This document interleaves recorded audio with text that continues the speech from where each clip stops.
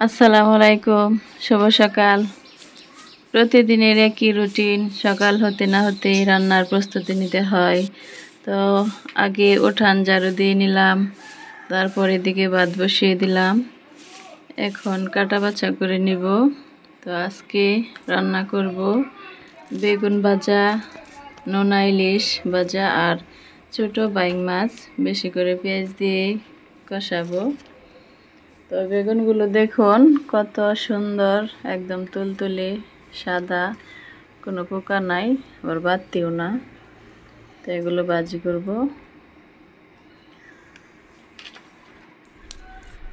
তো লন্না ইলিশগুলো কেটে নিব।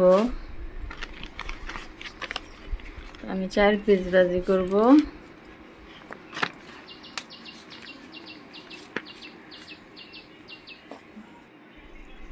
দেখি আমার ভাত হয়ে গেছে। তো ভাত ছেঁকে নেব।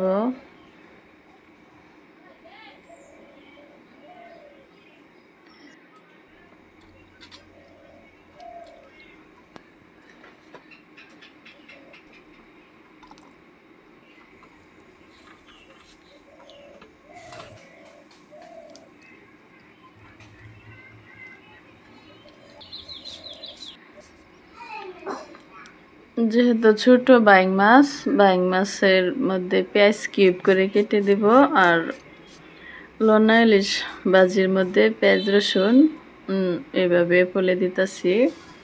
তো আমি প্রথমে তরকারিটা বসায় দিব। তো প্রথমে তেল দিলাম, তারপর পেঁয়াজগুলো ভেজে নিব।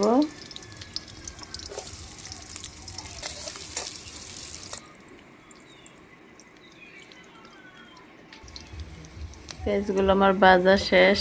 1 চিমটি জিরা দিয়ে দিলাম, তারপর 1 চামচ হলুদ দিলাম, 3 চামচ মরিচ, আর দেব 2 চামচ ধনিয়া। স্বাদ মতো লবণ দিয়ে পানি দিয়ে কষায় নেব।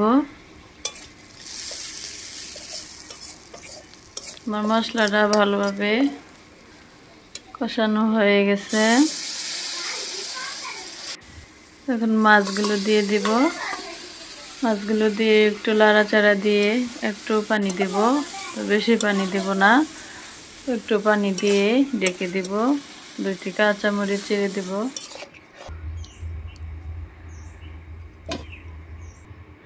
তো এদিকে আমি বেগুন, হলুদ আর লবণ দিয়ে মাখিয়ে রাখবো।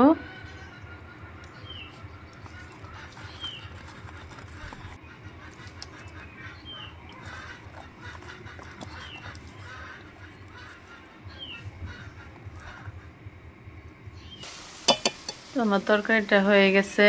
এখন 3টি লেবু পাতা ছিঁড়ে চুলার উপরে দিয়ে একটু লাড়াচাড়া দিয়ে নামিয়ে নিব।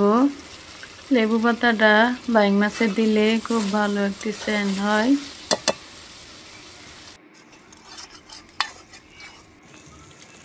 এখানে আমার বেগুনগুলো ভাজা হয়ে গেছে প্রায়।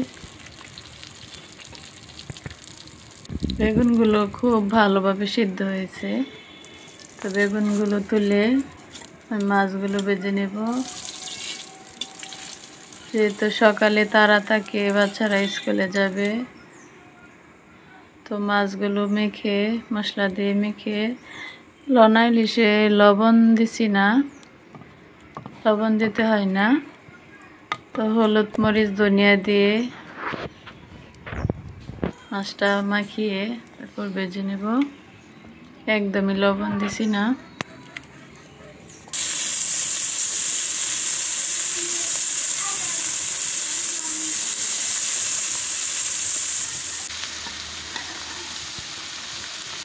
আমার মাছগুলো লাল লাল করে ভাজা শেষ। এখন আমি পেঁয়াজগুলো ভেজে নেব।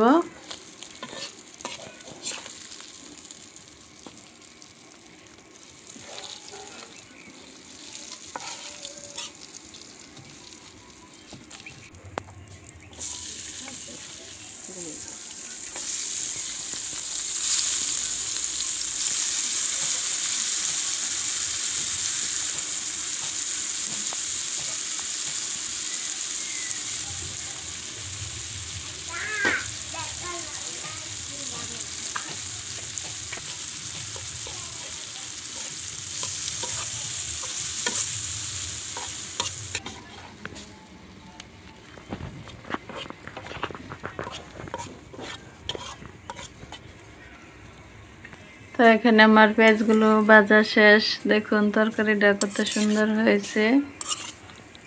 তো এখন আপাতত আমার রান্না শেষ।